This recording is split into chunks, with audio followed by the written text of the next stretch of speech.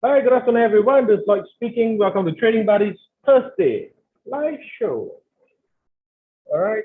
Okay, so let me grab the screen.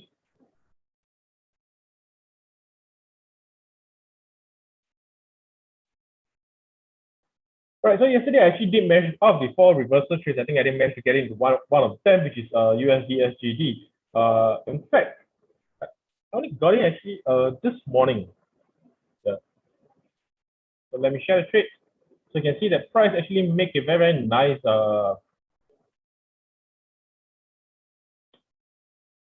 bouncing off 1.36. Yeah, so I actually jumped to that trade, got triggered in. Yeah, we'll see what happens next. Now, where's my target area? So I'm aiming just about right below 1.38. So that would be equivalent to 3:1 risk to reward ratio. Yeah, that's about it. Nice, simple trade setup. Now, the thing is always, when you place a trade, I would always have to think that, do I have any merits in the trades? Yeah. Or the other way of thinking is, will the trade actually work out to my favor in terms of stop loss and in terms of profit taking? Yeah. So for 3:1, at least it is below 1.38. I think, at least from the chart, this is somewhere that price actually has came to before. So definitely, I think there's merit in the trade and the reference to where my profit taking is. Yeah. So kind of like this trade, let's see whether it works out. And I will only know the result really until next week. Yeah. The next portion is really the stop loss. Now, I should actually be jumping on one candle before. Really, I should be jumping into this candle, which I did not, because this candle actually happens at about 5 a.m. in the morning. No, actually 9 a.m. Yeah. No, sorry, 5 a.m. Yeah. So I was actually sleeping. So I didn't actually catch this candle, but I'm happy to trade the next, which is the engulfing bar. So I still jump in. Now, and as per my usual practice, usually my stop loss is just below the last swing low. Yeah. Some of you may or may not like the way that I place my stop loss, but to me, it's just more of a psychological thing.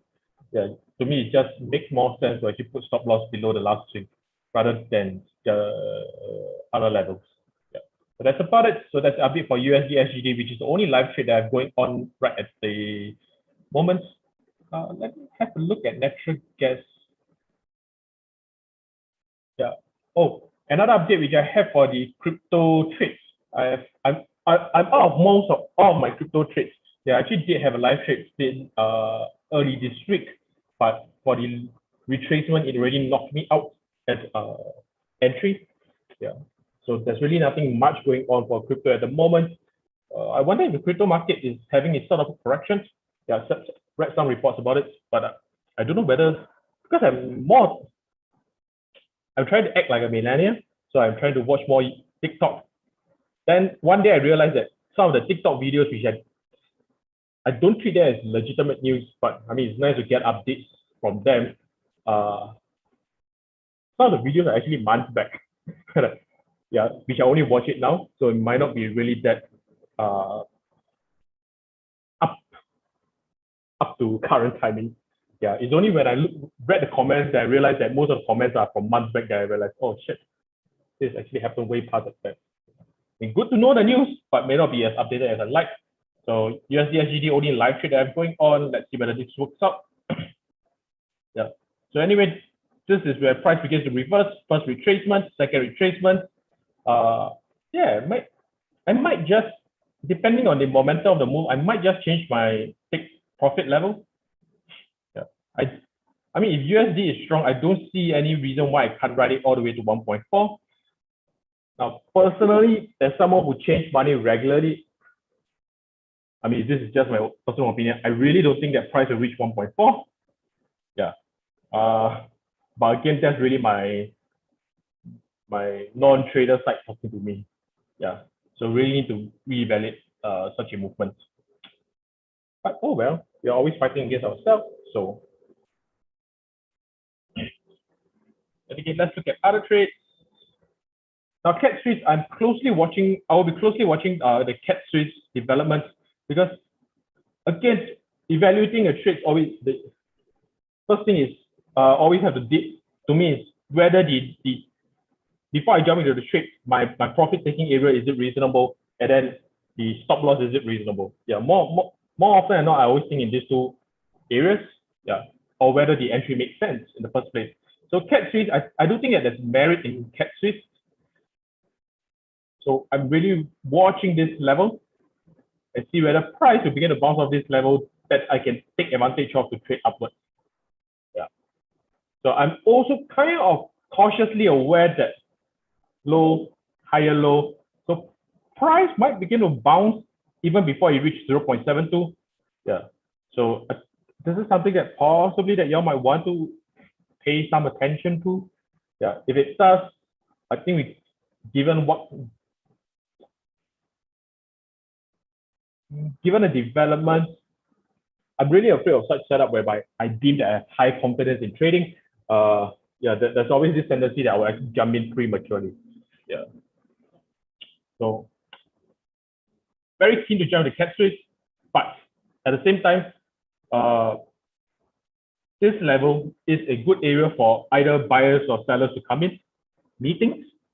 Yeah. So if I don't have any credible, if the movement of the price, I need to be careful. I don't mean just price action. If the movement of the price doesn't really convince me that price will actually rebound, then the next scenario is I'll be also equally keen to trade this. Yeah. If there's a war in this area, I think there will be a war. When it always comes to 0.72, we can see that consolidation. Whoever wins at this area, I think price should easily give me, let me measure from here. Yeah, at least 1,000 pips.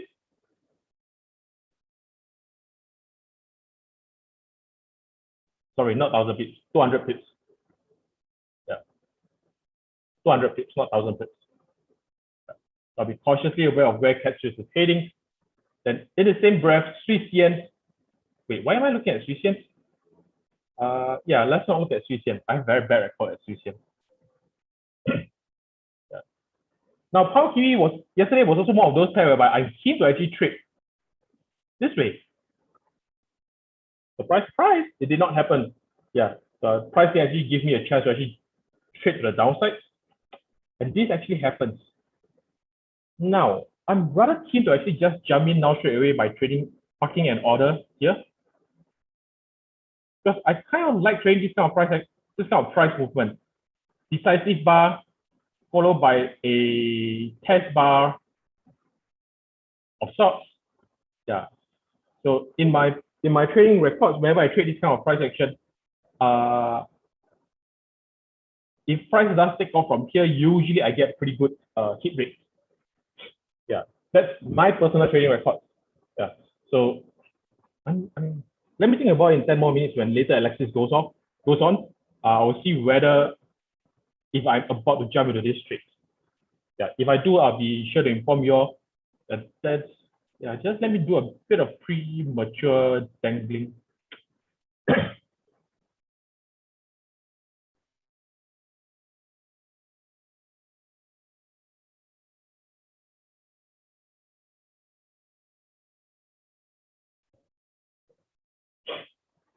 At best, I can aim here. Let me see. Okay. If I do aim there, it is still not that bad. Yeah, might get a partial take profit at this level, scale off most of my profits, and then pray that price will actually go higher. Yeah, I'll think about this and I'll let you all know whether pound Kiwi I should be trading it. Yeah, because in all honesty, yes, during yesterday's show, I was prepared to actually trade this down. Yeah, or I might just wait one more candle and see how it turns out. Yeah, because this might actually be just a false break and price might just go down. Yeah. Let me meditate more on this pair and I'll come back to you all. Yeah, I'd love to actually hear your thoughts about pound Kiwi. Yeah, I'm having a hard time convincing myself to jump to go in long. Although the current price action does say that implies that it is going long. Yeah. Oh well, I'll sit on it for the time being. Now, Kiwi Yen is also another pair whereby I'm keen to trade.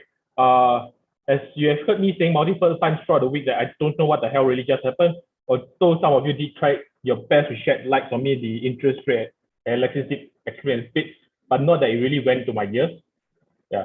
I mean, I don't want to be rude. It went into my ears, but not that I really give a two hoots about what's really happening. Yeah. So now, according to my past observations, again, this is my experience coming in, not that I have a quantified data for you. Wherever there's a huge rejection bar and if price does not follow through and eventually it falls down, this actually represents a very, very good area to actually trade. Yeah. To trade where? Trade downwards. Yeah. So I'm very keen to actually jump into the current selling bar at 5 o'clock. If it's such a decisive selling bar. Now, my game plan for this is that I'll jump in 0.5%. If it hits my take profit, I'm still happy with it. If it does not and it goes for retracement, I will scale at another 0.5%. So that makes it a total 1% trade to actually go in. Yeah.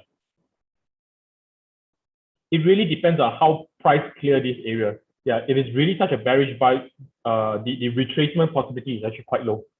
Yeah, it might give a lower high, a weak lower high. That's about it. Yeah. So towards the end of the show, I'll update you about Kiwi Yen. Let me just pull it up to the front. Kiwi Yen, cats, Kiwi Yen, and pound Kiwi. Yeah. Yeah. So these are about the only trades that I'm interested in today. Dollar Swiss, dollar thing I'm in already, so there's really nothing much to talk about, unless I got stop loss within this show. Yeah. Aussie cat. Yeah. Is Alexis in? I don't think he's in yet, right? Oh, he's in. Yes, yes, I'm in. Hey, how's this trade with you? Oh no, you took Aussie Yen, right? Aussie dollar. Aussie dollar. Yeah, I took another one this morning. Based on this new indicator, I took Euro Swiss. I took it at, let me see what time did I take it. Euro Swiss? Yeah, I took Euro Swiss. This bar? Or was it? Yeah, I took it, I think 3 hours, few hours ago, 3-4 hours ago. I took it on the, I don't know why my candle color looks different from yours. My settings might not be quite right. Oh, I changed some of the settings. Okay. Yeah, I'm still experimenting on it. Yeah. So. So yeah, I used your settings as a confirmation. Then I took a shot on this. So I'm almost hitting the previous low, which is a potential TP level. This is for Euro Swiss. Aussie dollar already, I think I already TP yesterday on the 0.1%. So because I was conservative. I thought you took Aussie Yen, not Aussie dollar. No, Aussie dollar. Because I wanted to scale in on my existing trade. Okay. Yeah, but anyway, Aussie dollar, Aussie Yen, if you took any of, should be this signal that you took yesterday. Depending on where the stop loss is, it will still be a winner. Again, the emphasis is depending on where the stop loss is. I mean, I don't know where it's at. Yeah. So far, this temporary strategy which I put up seems to be working. Yeah. Seems to be working. Yeah, 2 trades so far and 2 wins so far. Let's just continue testing it and see whether it gives us a good percentage. I mean, I actually found another. Wait, what's that? Louis, I tempt you. Please phrase your words properly. Both of us are gentlemen. I don't tempt anyhow. You must say I tempt you with regards to what the situation. All right, please be clear. Do not mislead. Yeah. Aussie Yen. Wait, Louis, when you say Aussie Yen, was it with regards to H1 or was it regards to H4? Did I do anything on H4 or Aussie Yen? I think Aussie Yen for me yesterday was a potential reversal trade which didn't appear. So there was no entry for me. In the end, it went short instead. I was waiting for a reversal Aussie Yen long, but it didn't appear. Yeah, that's my Aussie Yen yesterday. And I think my reversal trade already out the window because the levels all broken. So I'm not sure whether or not it'll come back, but yeah, it's no longer, it is still oversold on my cards, but sometimes the RSI indicator will stay at oversold for a few days. So it is like, again, it is not the most accurate indicator for shorter term trades, but it does show that this pair is oversold.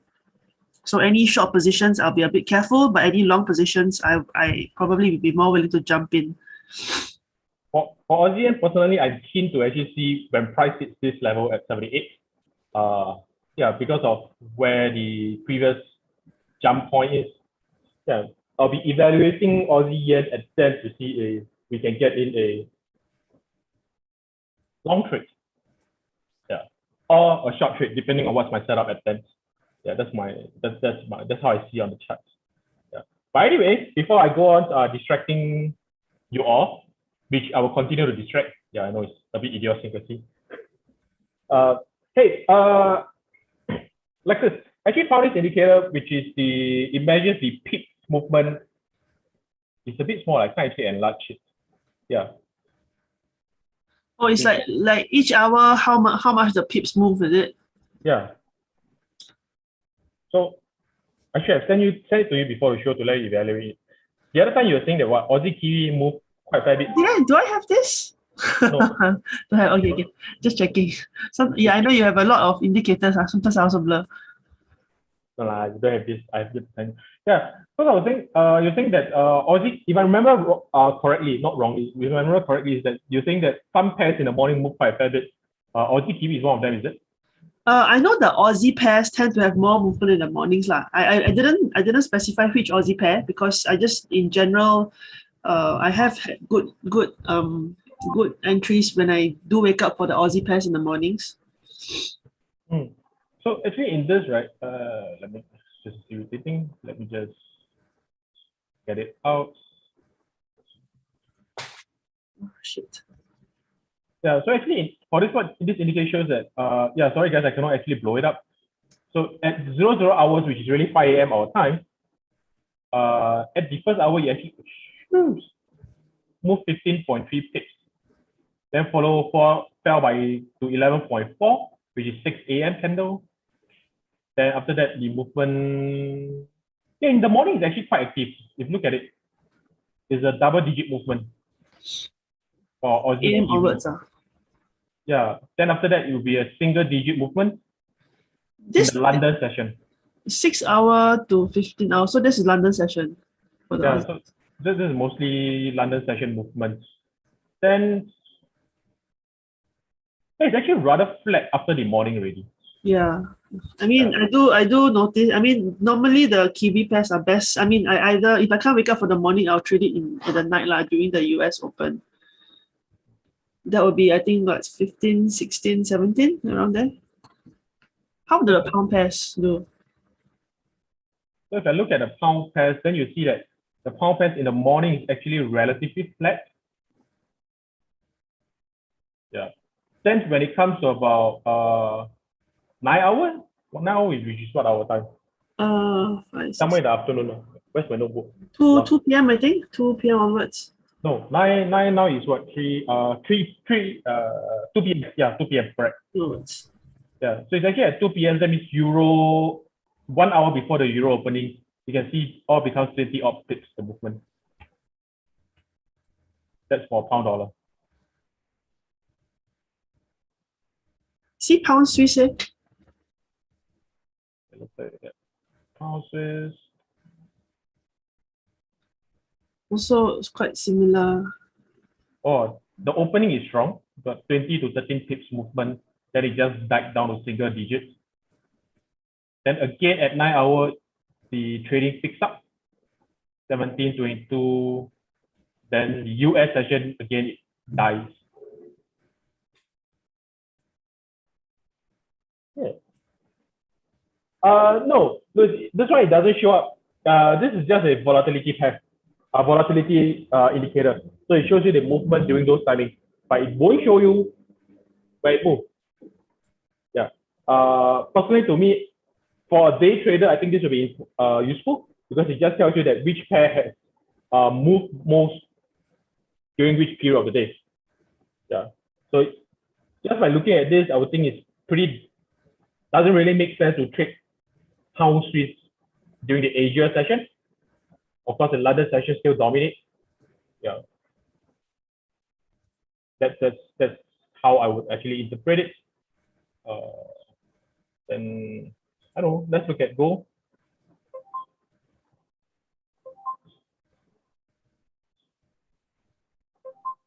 So this is again very indie.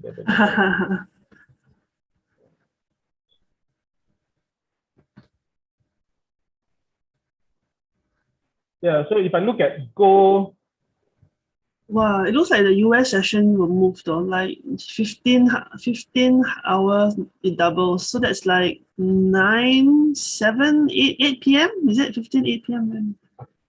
yeah, so at 15 hour it starts that's the I would say US opening, right? US opening is about 8:30, 9:30, 10:30. I mean, depend on daylight savings. Sometimes I lose track, so I have to check also. 15 hour is actually 8 o'clock. 8 o'clock, so 8 o'clock p.m., 8-ish. Yeah, so at 8-ish, that should be the single most movement. Yeah. Okay, which means we will look at the charts at 7:55 p.m. tonight. Oh, actually said that. No, actually I would need I would dispute that. So wait a minute. So let me put up a gold chart. Sorry guys, if you find this boring, just tell me. Then I will switch to Alexis immediately.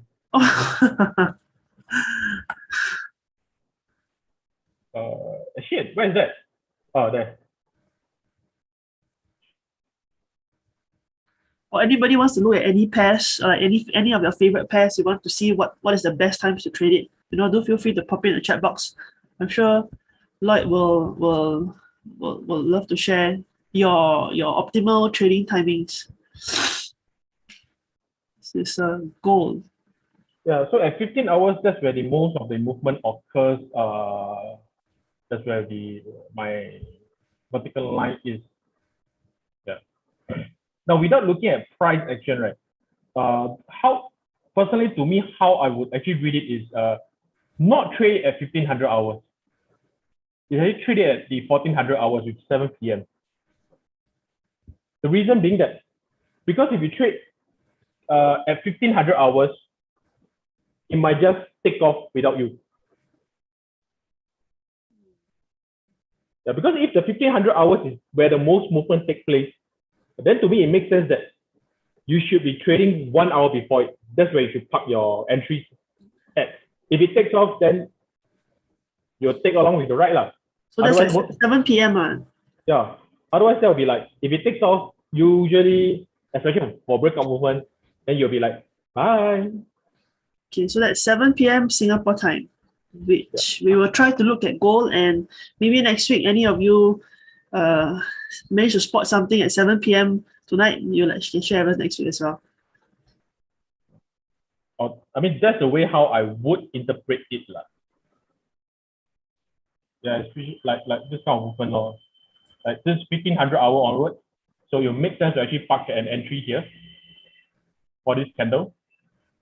Then if it takes off, you should hit your TP on faster. I mean, that's my interpretation. It can be wrong because I never traded with this indicator. It's just that I put it in, I was like, then the first thing I looked, hey, this might be interesting to Alexis. I mean, definitely it does help because I guess over the years of trading the H1, I mean that I do realize that there are some timings that's just not worth sitting on a computer.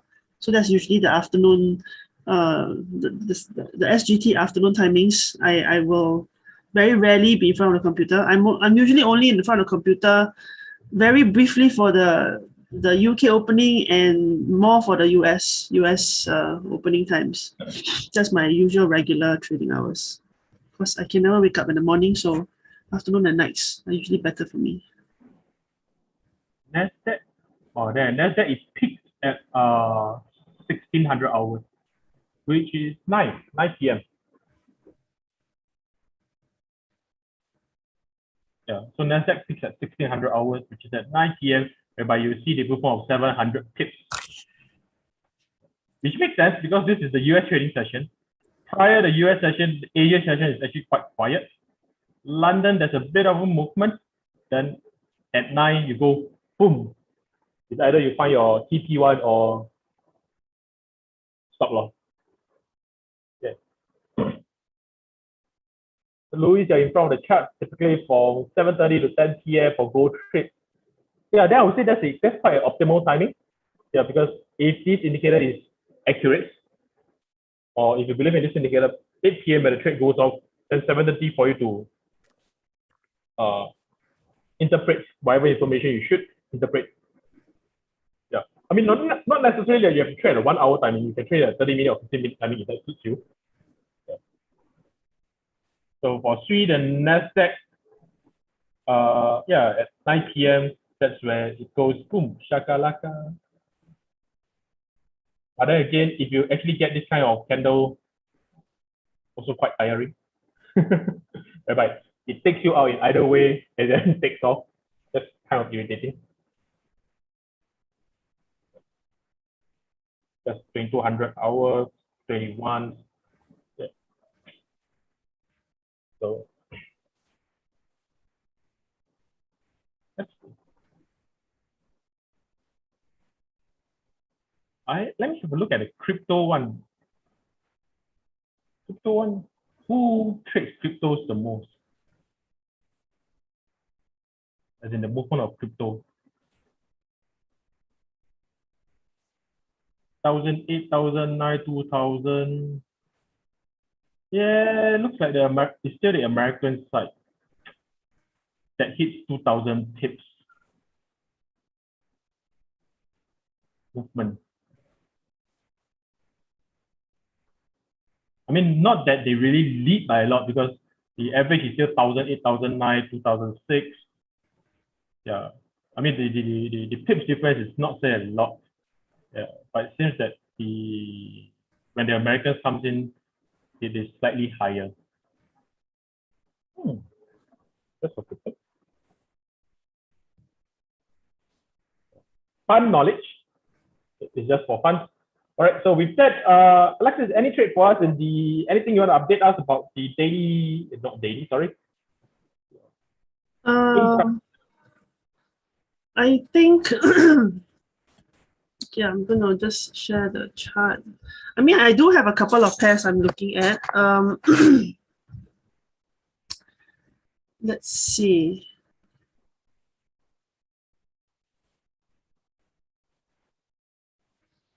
Okay, let me go to H1. So there are a couple of pairs that I kind of want to look at.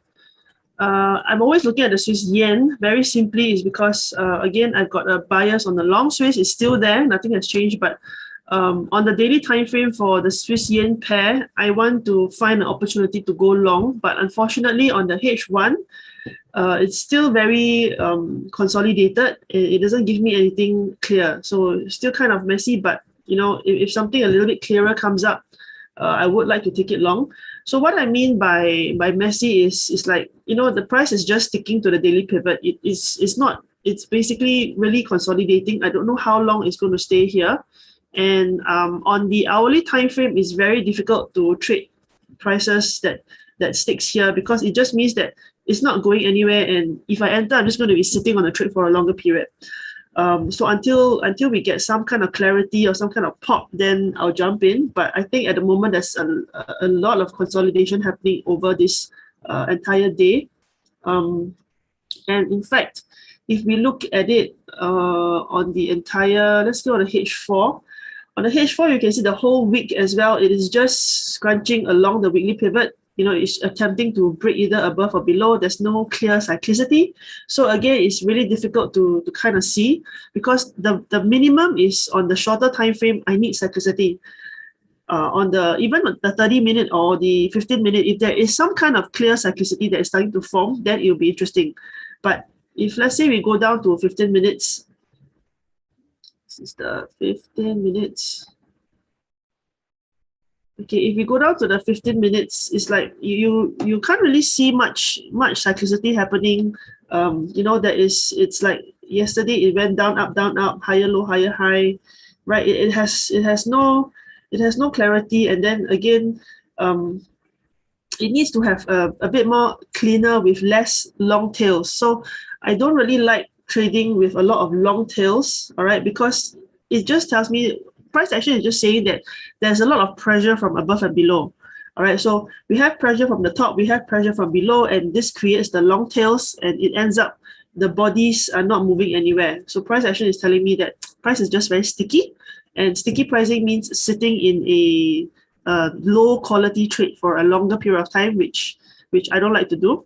So I mean, it's probably my trading personality as well. I like to know whether this is going to be a win or a loss within the day. Like, am I going to get stopped out? Am I going to get a potential TP? Usually by the day, I will already know because of how price is moving. And then I will just, especially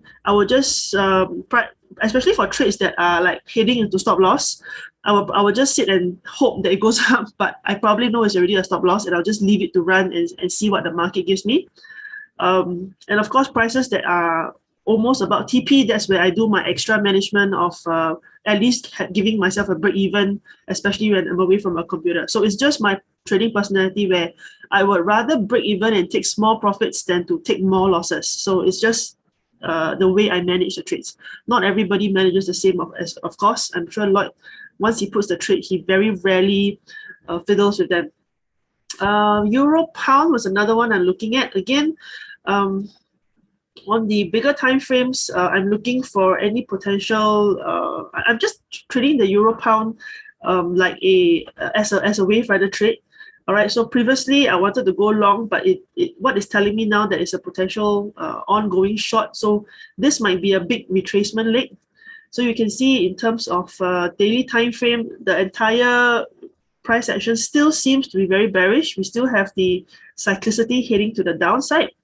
Okay, if I zoom in on the daily time frame as well, too much already. So if I zoom in on the daily time frame, all my EMAs are still pointing down.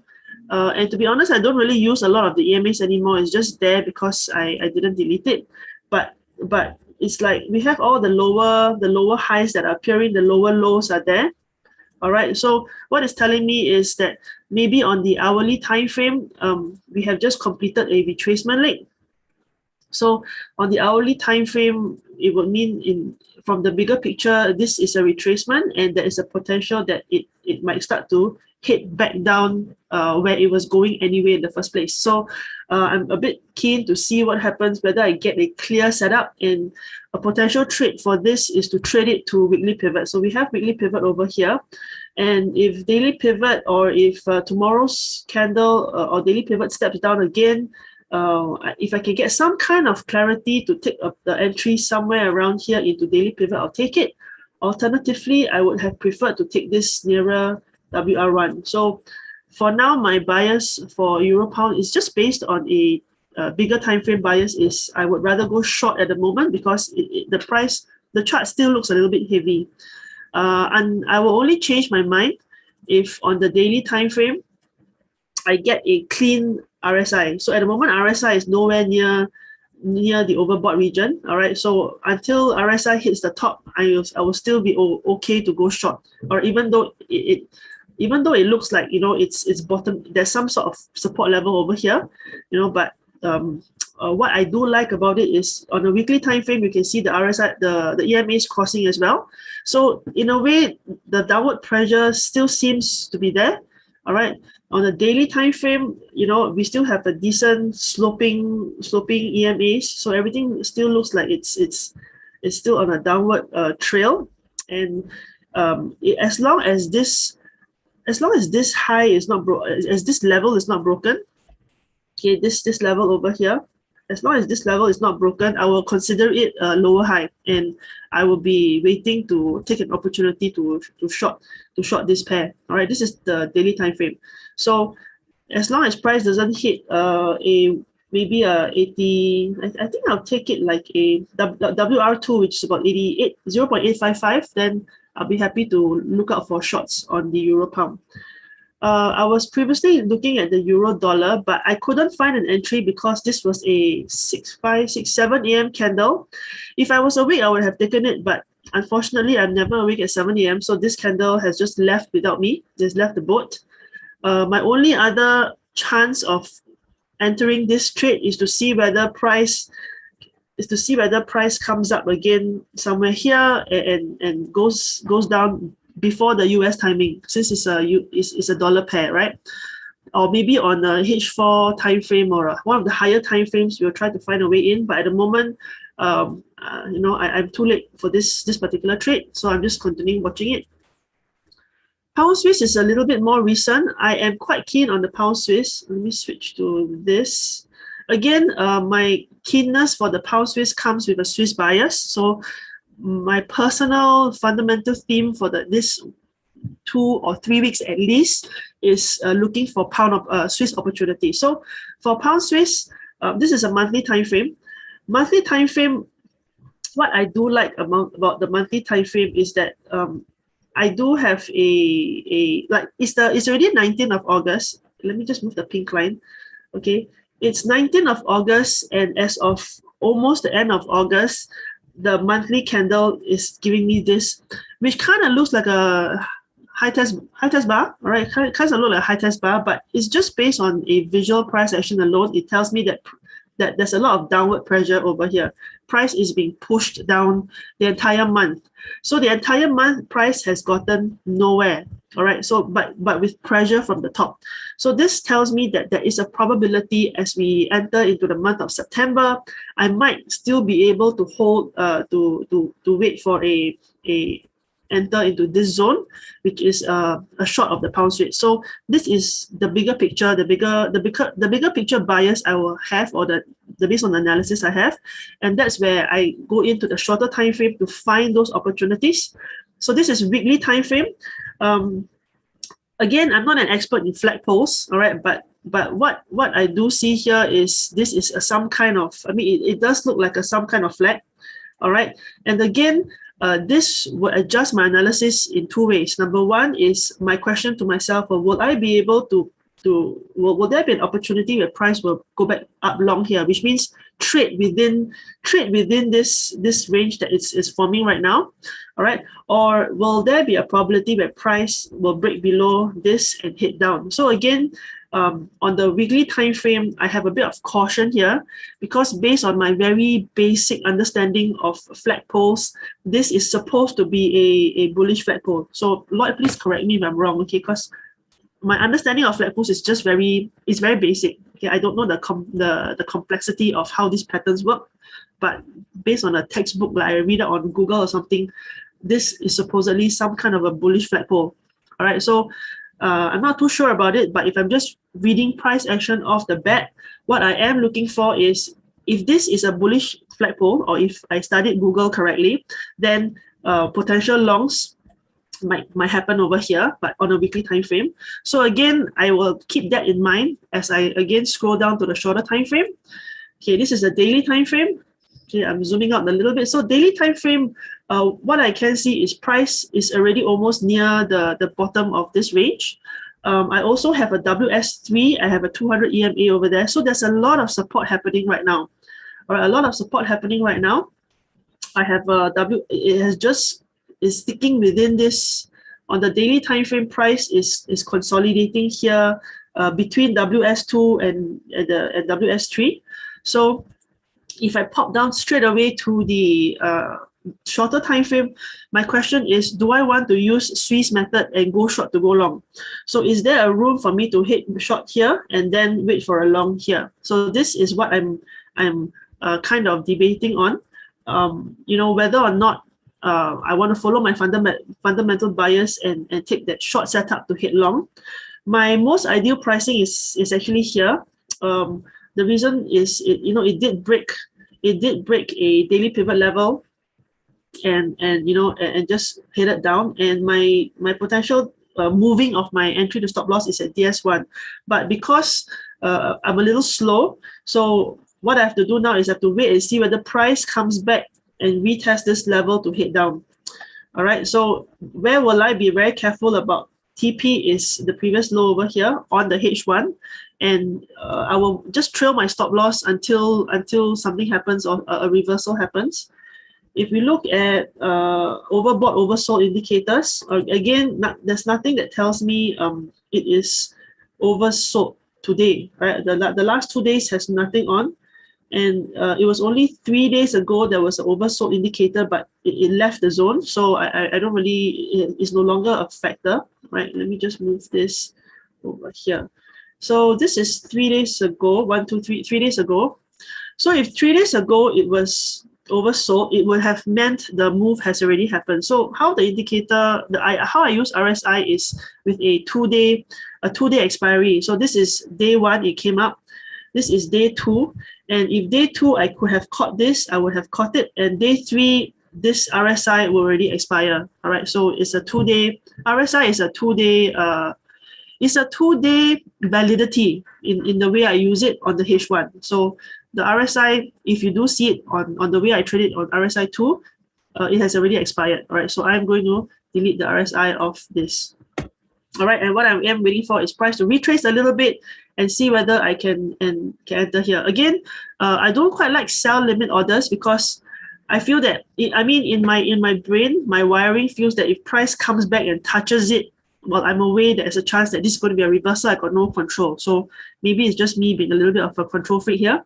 But I rather either do market orders or stop orders. So I'm not a fan of limit orders. I am experimenting with it since some of you guys are using it, so it might be a good idea to see how that works. But I might need to adjust my thinking on that. And I think pound yen is the last one I'm looking at. I think, let's see, pound yen. Yeah, pound yen. Pound yen, I think it also just came out of RSI. But on the pound yen front, if we look at the monthly, let's go to the monthly time frame. Why I'm looking at pound yen is because I really like this resistance level that it just bounced off on the monthly time frame. What it tells me is if this has legs to move, I have a nice area to work with. So if we drill down to the shorter time frames, sort of a head and shoulders that's forming towards the downside. Daily time frame, we have broken monthly pivot. Let me scroll in a bit. We have broken the monthly pivot. Again, I would have preferred to enter nearer to the monthly pivot, but I totally didn't see this until today. So if I go into H4 and H1, again, I think this is very similar to the pound Swiss, where I would have preferred to catch this either during the EMA, because then I would have my lower high that formed over here. Okay, I would have preferred to catch it either bouncing off on the EMA. This would have been my best, I would say my best price entry. This candle will have my best entry. This other candle is my backup entry, but this candle is a bit too late already. So price needs to come up and give me a better price before I go downwards. And of course, DS1 is always my first target to move my stop loss. This is one of the trades where I won't close any profit in the middle. I want to have a leg room to move, because I do expect it. I am expecting it to have more to move. So I'm just going to I'm just going to trail the stop loss to break even, so that when I go to sleep, at most it just breaks even for me. But on the medium to long term, I really expect it to go down a lot further on the bigger time frames. So let's see whether I do get another chance at it nearing the US timing. But my entry, I would like to enter anywhere nearer this area. Okay, so 150.72 above. Anything above 150.72 would be a decent deal for me. Also, mainly because it would mean that I would have at least, let's see, I would have at least 30 pips. So 30 pips on the hourly time frame, it's enough for myself. So to move my stop loss, far enough for me. So I will take it as long as I got this 30 pips. I will take it. If I enter now, it's only like barely 20 pips. A bit too close for comfort. So we will see whether we get there. The dollar Swiss, dollar yen, and dollar Sing, I'm a bit uncomfortable with all the dollars, so I'm not going to talk about it because I think I'm still confused. I don't know where the dollar is going. In the back of my mind, I prefer a bullish dollar, but I'm not quite sure. So it's a no comment on the dollar pairs for me, because there's no clarity. So I'll trade it technically if I can see it, but if there's no entry, I'm just avoiding the dollars for now. I agree with Lloyd that in a very, very long period of time, we have not seen a dollar sink of $1.40.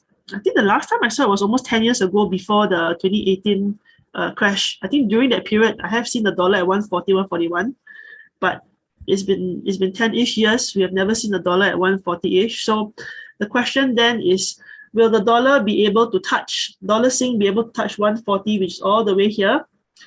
I'm not sure. I doubt it. I doubt it because I think for the dollar to be so expensive, it does not. It's not good news for Singapore. So maybe 138. I think 138 to fluctuate between 138 to 139. I think is a psychological barrier for MAS.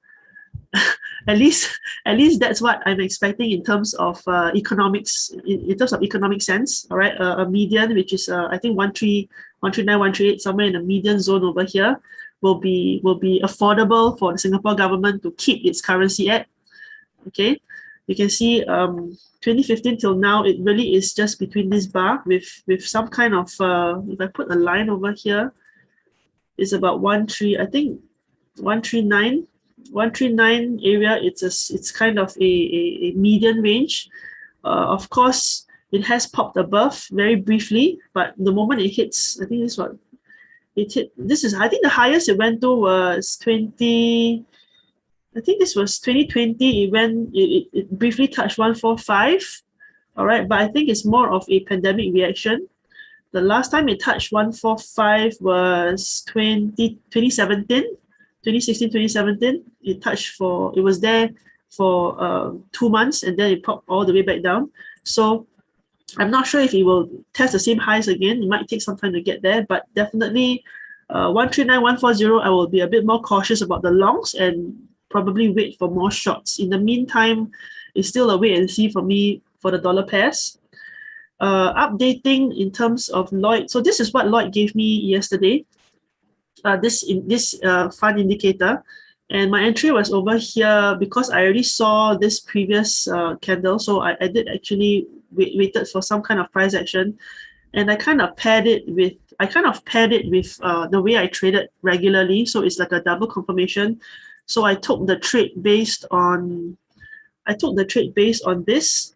All right, so based on this high test bar over here together with Lloyd's confirmation. So it's going pretty well for me right now. And what I will do next using his indicator is I'm going to use the indicator to manage my TP. All right, so let me move it down a bit because it might hit soon. So what I'm going to do is, as long as there's no green arrow that appears, I am going to let the trade run. The moment the green arrow appears, I will be prepared to close the trade. So I'm going to use Lloyd's indicator to see whether I can maximize the profit potential and catch it before it reverses back up on the hourly time frame. So I'm not sure if I'm using it correctly. All right, it's still a try and error. If this works out, I'll test it on a couple more pairs, on a couple more entries, and if it becomes a consistent, excellent thing, Lloyd can probably tweak it and share it in his next masterclass. If it's strong, just lose money only, man. Lose also not lose my money. I am taking it together with my existing strategy at the moment, just as a backup. In the meantime, on its own, if I don't take my strategy in on its own, it still does seem to work. Of course, I think there's a little bit of discretionary there where maybe a basic cyclicity eyeball or maybe a larger time frame direction might help. But so far the first two trades I've used on this seems to work. And that alarm was Euro Swift. I think it says, let me show you. I don't know what it means. It just says H1 Euro Swift signal down. So I'm not sure what that means. But usually when it beeps, I just look at the computer. So I don't know what it means. Maybe does it blink every time I switch time frame? Yeah. Oh, okay. So it might be just blinking the old alarm. Yeah, every time you switch, you actually bring on an alarm. Oh, okay. Now I know how that works. All right, so that's Euro Swiss, Aussie dollar. Let me see if I can. Aussie dollar. I'm just gonna. Okay, I'm just going to use this template for the Aussie dollar so I don't have to change the screen. And Aussie dollar is this. All right, so Aussie dollar, yesterday I did take a 0.1% trade based on his indicator as well. I think I already hit TP for this because I went very conservative with the Aussie dollar for this. What I do hope for the Aussie dollar now is to continue to go short and see whether I can use Lloyd's indicator to find me more ways to enter short. So on the bigger picture for the Aussie dollar, what I am looking for is maybe ending the trade somewhere around here. So I do watch this a little bit closely because again, if I can hold it longer or manage it further, I would definitely love to. All right. But it does seem like there is a pretty solid support level somewhere at this area. So this might be the end of my Aussie dollar run. Somewhere over here. So we're almost there. And what I am expecting at this level is maybe consolidation. And I will continue to wait and see whether it will consolidate and then hit down to the next level. So I guess this is more of trade management for myself. In terms of finding entries, again, if I woke up at 7 a.m., I might have entered again based on this engulfing pair because this green candle did touch my daily pivot. I have an engulfing bar after that, and then it just flew on. But unfortunately, I couldn't enter that because I'm never away at this time, and price just left the train without me. So that's Aussie dollar. I think Cat Swiss was waiting for a. Do I have? I think I was waiting for a overbought moment. Again, expiry of this is 2 days. So day 1 and day 2, it has passed, and I didn't manage to get a good entry deleting this as well. Price has already gone back down. So what am I waiting for, Cat Swiss, is I have no idea because I'm biased long the Swiss. So what it means is I'm not comfortable going long on Cat Swiss at the moment, but it does look like there is some support potential over here. So this is more of a let's wait and see. All right, but if price breaks below this level, I'll be very happy to jump in on a short. All right, so Cat Swiss is a question mark for me right now because it is at levels that I'm not comfortable with the direction that is showing me. So staying out of it, protecting my profits and not giving it back to the market. I think Kiwi Dollar was the last one I was looking at. The only reason is because it broke out of this red area. So it broke out of this WS2 level. Okay, it's calling a WS2. It broke out of this WS2 level. And again, I'm kind of biased long on the Kiwi. So now I'm wondering whether I was wrong or whether the dollar is stronger than the Kiwi. So I'm a bit hesitant about jumping on this. And what I will prefer to wait for is for Kiwi to U-turn and hit back up. Be it in the form of a retracement. Whether I get a retracement back up to the support level, I don't know. But in the bigger picture of things, we have a support level over here that this is a weekly time frame that I'm quite keen to capitalize on. And on the monthly time frame, it does look like maybe if August ends another red candle, we would see a reversal candle in the next month to give us to show us that the support has been reached. So this Kiwi Dollar is more of a medium term play where I'm trying to be really, really patient and control my trigger finger and wait for proper longs to come instead of trying to jump in on this prematurely. So Kiwi Dollar, my bias is long, but it's not telling me long, so I really have to wait. But it's very tempting for me to go short, right? So that's the problem of my trading sometimes, where I get tempted quite easily. So Lloyd knows that. That's why he always tries to find me. Yeah, so I think Trading Buddies has made me a bit more disciplined because he's shaming me in front of the world. So I refuse to get fined by him. But in the privacy of my own room, sometimes I break my rules. How am I shaming you in front of the world? Because you're telling everybody how to find me $1. Okay, well, I'm also, if I do break rules, I also tell them straight away. I tell them I'm shameless. Yeah. Yeah. So I haven't broken the rules yet, but tempted to. Yeah. Louis is asking, can you show the indicator? I guess the one that you were. On WTI and gold. WTI. I use US oil a bit more often. This is US oil on the H1.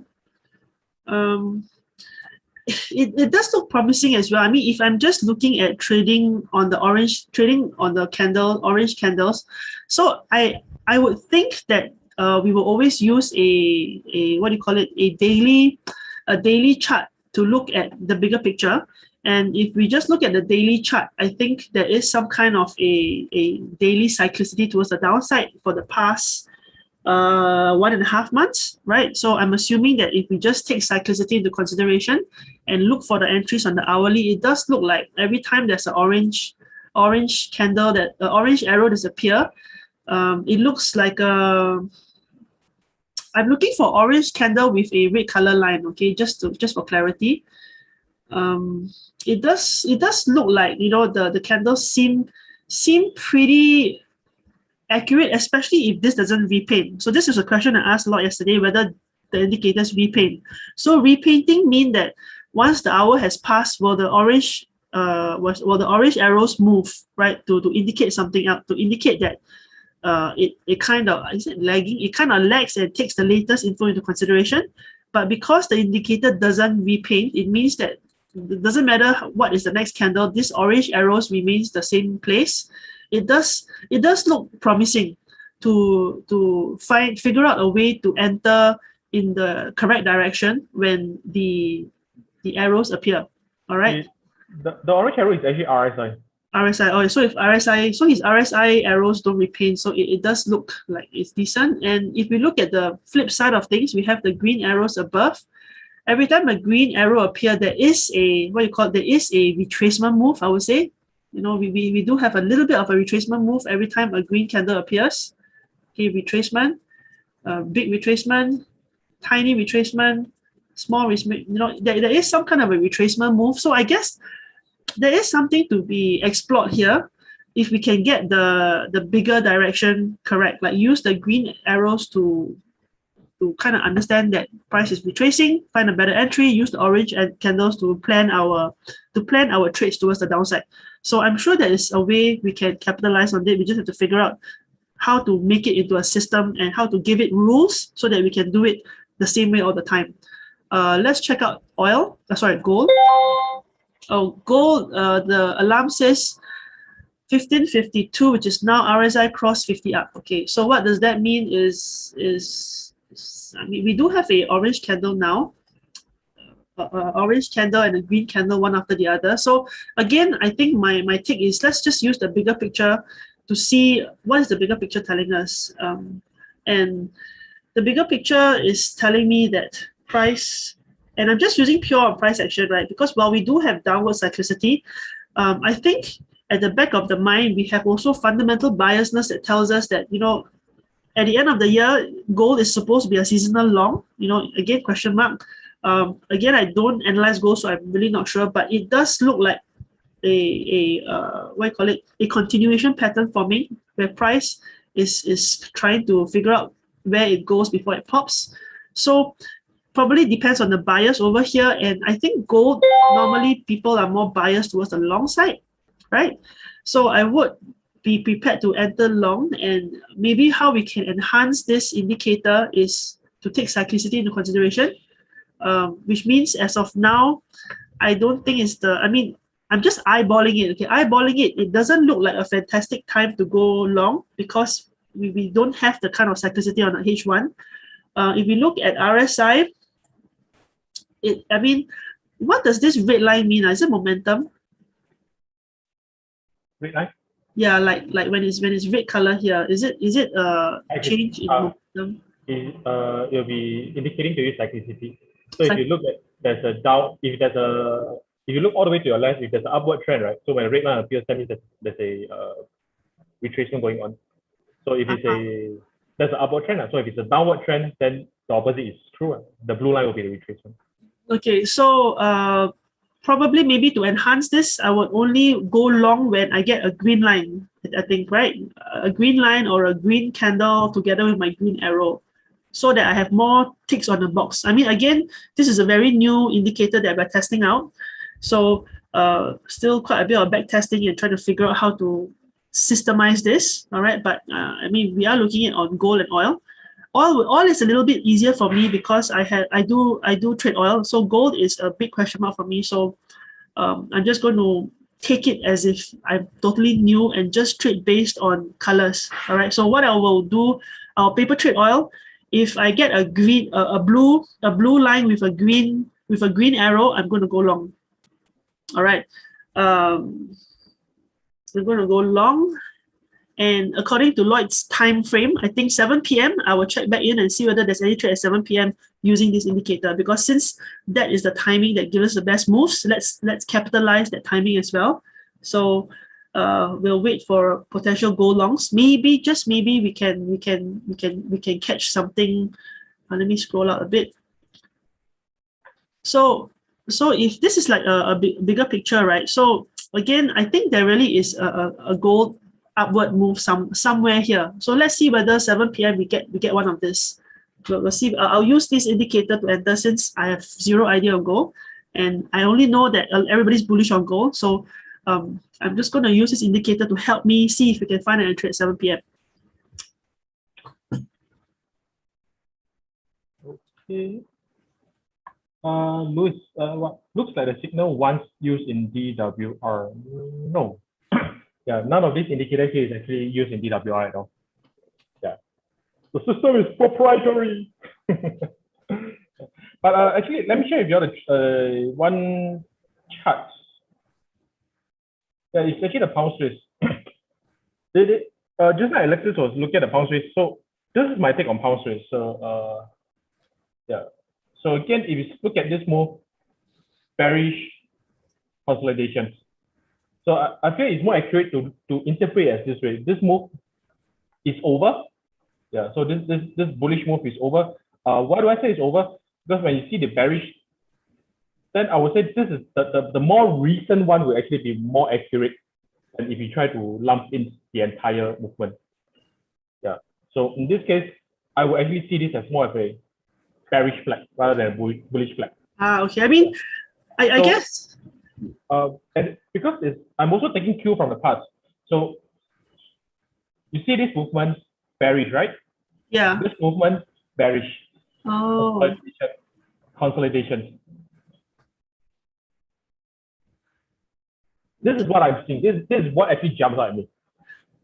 Then I'm actually very happy. And also, I think now this is a new way I'm going to learn how to see bearish flags. I can, I mean, it does. I do see that pattern that's appearing. Okay, I need to practice this bearish flag a bit more, because you know the flag thing sometimes just throws me off because I really can't quite tell where it's going.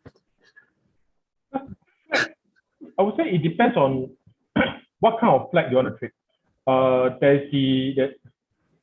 There's the usual flag whereby price you can see moving this way. So you can see this is a range, right? So you have a flag pole and a range. But this is not the kind of flag whereby I trade. The kind of flag that I trade, I mean, there's another term for it. They call it high and tight flag. So that means you don't see price going up and down. Instead, you see one bar price action, one bar price action, one bar price action. So it's a tight flag. This is the type that I myself trade. Yeah. So those kind that has a ranging movement one, I usually ignore. Yeah. I mean that's my personal taste lah. But in terms of interpreting what this is going, this is what I see. Okay. Yeah. I'm very happy with a bearish pound Swiss. So good to know. So just then on H1, that's what you trade, right? H1. Yeah. So okay, like that, I would see this as a level to take note already. Yeah. So we shall see what happens from here. Anyway, yes. Yeah. Okay. So that's what I wanted to point out. Yeah, anyway, just now earlier on, Swiss was asking about Swiss Yen. I think she was mentioning that her observation that what you call it, Swiss Yen is much more active during the New York Open, which is true.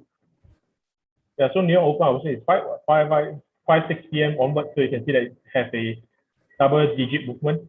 So before that, we still have double-digit movement, but it's not as I mean, you don't see the 20 peak movement comes in during. It only comes in during the New York Open. Yeah. So which is a bit of against what I would say my assumption. Yeah, because being that Swiss yen is usually a safe haven. Yeah. Or yen is actually, yeah, we actually assume it trades more during the Asian session, not the US session. Yeah. But then again, usually I avoid this pair. Yeah. So Swiss is actually correct. Yeah. So and I'm happy to say that, yeah, correct, because the thing is that this kind of assumptions only comes with experience until proven otherwise. Ta-da! Yeah. So there you have it. Yeah. All right. So let me see. Yeah, there's one more thing that I wanted to share with you, which I don't know whether I shared with you because I shared with. In fact, I don't know. I don't even know whether I shared with Alexis because I think I shared during the Tuesday or is it Saturday support session. Yeah. So if any of you actually wanted to know more about patterns price action, you can actually go to this site, the patternsite.com. Yeah. So just now this was the example that I wanted to show. There's a flag and there's a high and tight flag. Yeah. So this is what I trade. I don't trade flags specifically. Yeah. So this actually shows you the what you call it, candle distribution of candles, different kind of price actions. Yeah. So by and large, what most of you should know is that most of the price action and chart patterns is derived from stock market. Yeah. So any statistics that's from here, I don't want to say it's not applicable to Forex. Yeah, but I would say that the statistics are taken from the stock market. Yeah, how true is it for Forex? I would say another matter altogether. Yeah, but yeah, this is the price actions. I have this book. Yeah, so this is for boring people. Or, yeah, boring people read such books, more on technical stuff. Yeah, so if you're interested, you can go to this website. I'll paste it on the chat for you.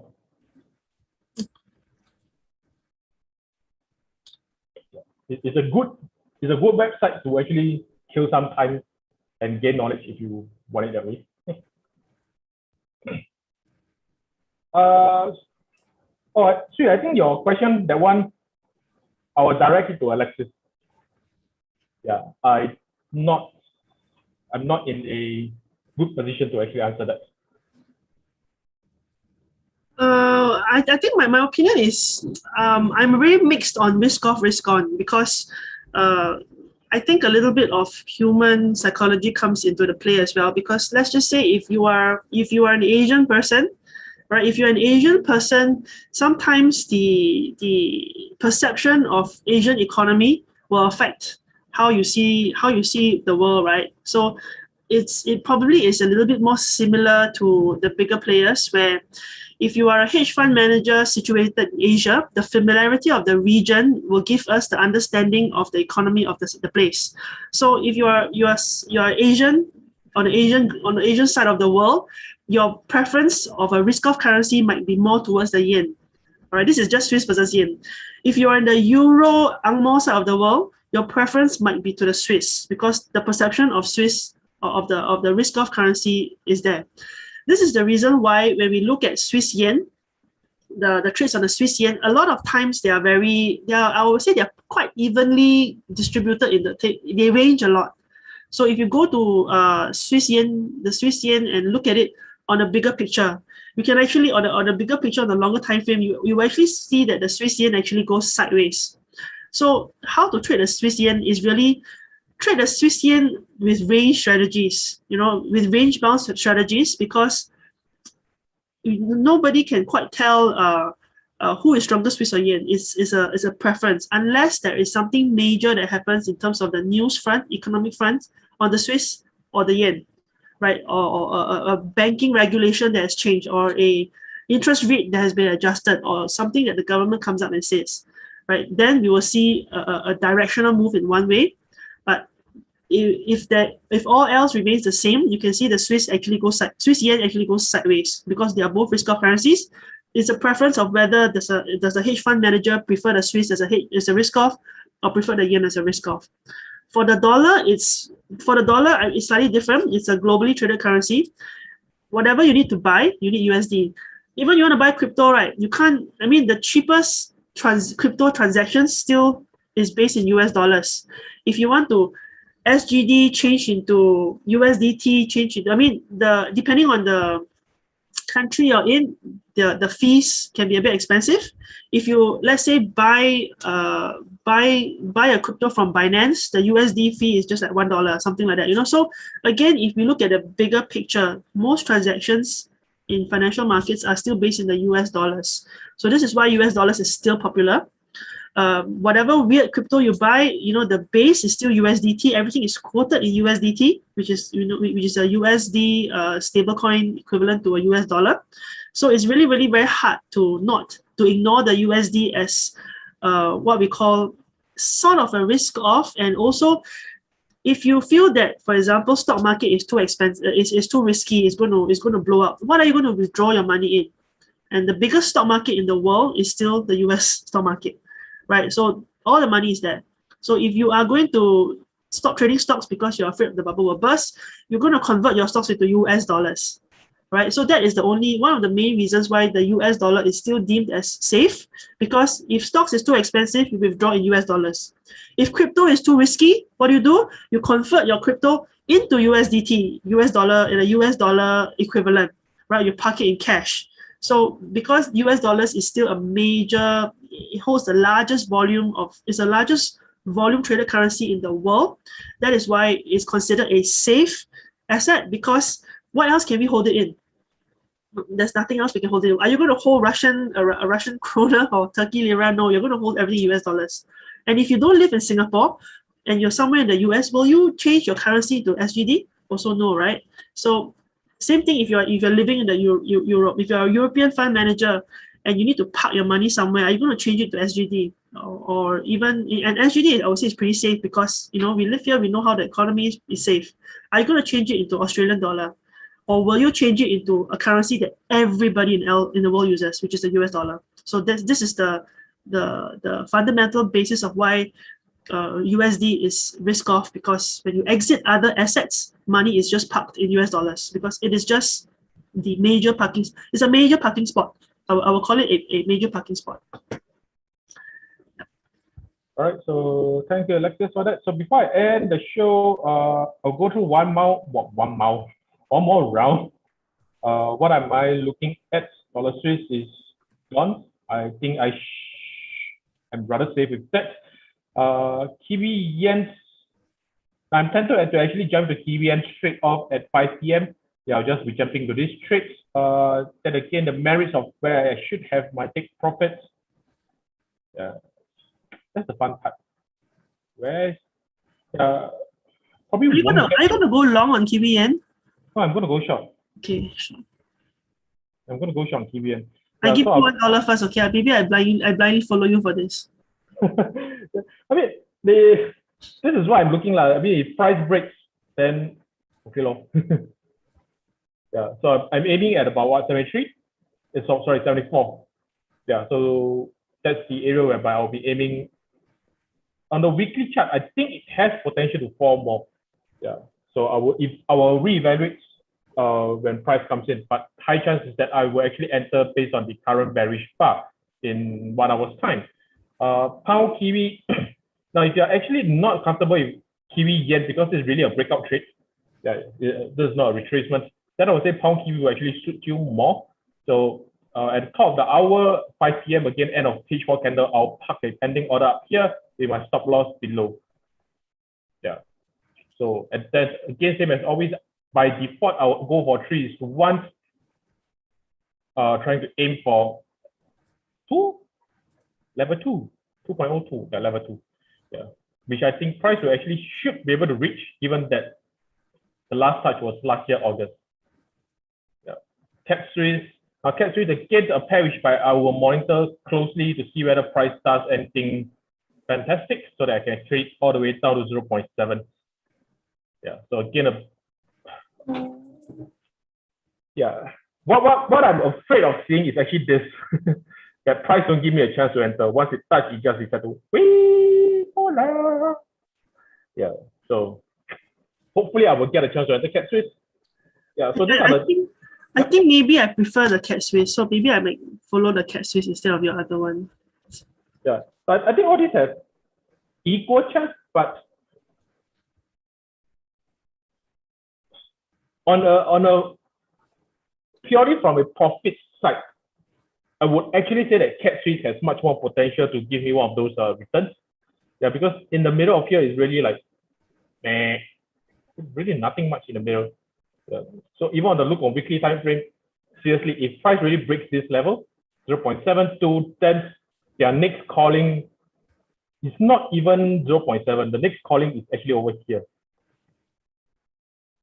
Yeah. So the potential to trade Cat Swiss is actually way higher than US what you call it, Kiwi Yen and Pound Kiwi. Yeah. So this is something that you can consider.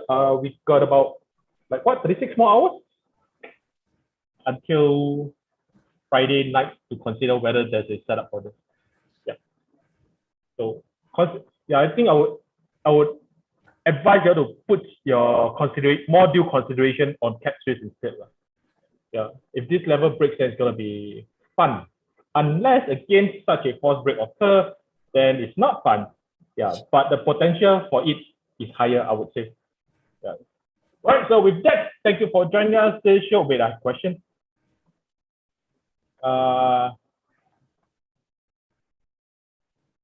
Louis, you collect the dollar. Why do you collect the dollar? Why do you collect money? You should be spending the money or investing the money.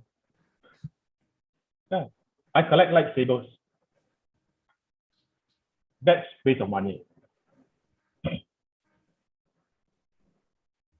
And Dale, yeah, where do I think oil or WTI is going down to?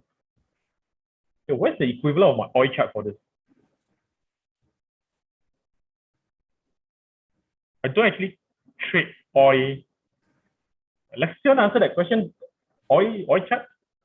Oil chart. Yeah, let me look at the oil chart briefly. I think I've shared my bias on oil, and my bias on oil is short for the medium term. I'm just going to repeat the bias again, just in case you missed it. So the reason why my bias is short on oil is really simply because I don't think there is going to be a major change in demand for oil. So we have to look at supply. And as of now, there is still a lot of supply of oil out there. If you check the barrel numbers, etc., you will notice that it's still a decent amount of oil. Nobody is stopping to produce oil. You know, the stuff is still moving, and that is why my medium-term bias on oil short is there. And because we've just hit a high price of, I think, $75 was just touched. $75 was just touched a couple of maybe a couple of weeks ago. I think last month we touched that 75 mark, and it's coming all the way down. So oil is very structural. So which means that the way I want to trade oil is from resistance to support, from support to resistance. So I do believe oil won't go down forever as well. It will hit a cheap level, and the buyers are going to come in to buy up the perceived cheaper oil. All right. Overall, I think, if I'm not wrong, on last Sunday, Julian is still bullish on oil over the longer run, big picture. So this is one of those cases where as long as oil, nothing major happens, oil will go down to go up. Meaning trade in a range lah. It's gonna range between that perceived cheap price to the perceived expensive price. All right, buyers are going to come in at a price where they think oil is cheap enough and it won't go down any lower, maybe all the way to maybe $59, I guess. Anything below 60 is like oil is really cheap. All right, because oil has been above $60 for the past I think better half of the year already. So the first level that we want to watch out for is a $59 level, where anything is below $60, right? So I'm sure the oil bulls or the oil bulls there will feel that $60 is quite cheap. It's already $15 cheaper than its highs. All right. And the question will then be, can this $59 hold? If cannot, what is the next cheaper price that oil will tank to, which based on just supply and demand, it looks like $50. $50 is the next price that has the potential of holding its weight. All right. So if the buyers don't come at $60 because they feel that price will go down more, right, we will see the next round of buying coming at $50 because oil is a commodity, right? Which means you want to buy it cheap so that you can sell it high. So if you think price is cheap, you're going to buy.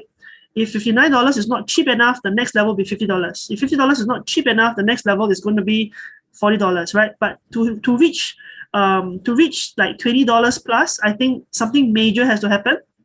All right, because I think the oil traders won't allow price to tank so low because it's really, really damaging to the economy.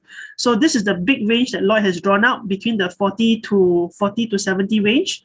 We will look for the smaller support levels, which is the $60, anything below $60 to $50. This is the smaller, shorter time frame prices where the current portfolio adjustments will probably happen. So price already looks like it's heading towards the downside. I suspect, just based on the structural look of it, there is a good probability of price hitting 50 and then shooting right back up. All right, depending on how the next couple of months go. If no oil fields are being bombed, if no one suddenly says I'm going to release a couple billion barrels of oil is just going to move from price to price. So how I trade it as a strategy, I just trade it off the daily pivots. That's all. Because it's structural, right? So it bounces from price to price. So I just trade it off the daily pivots in the direction I want to go. So I'm going to short oil on the daily pivot until it hits a certain price point. Then I'm going to wait until I get clarity. And then again, long or short oil depending on the daily pivots. Right. Thank you, Alexis, for that. With your oil analysis, Louis just declared his love for you. And Dale appreciate. Thank you. I always have fun on this. Right. So thank you. Thank you, guys. So we'll see you next week on Monday.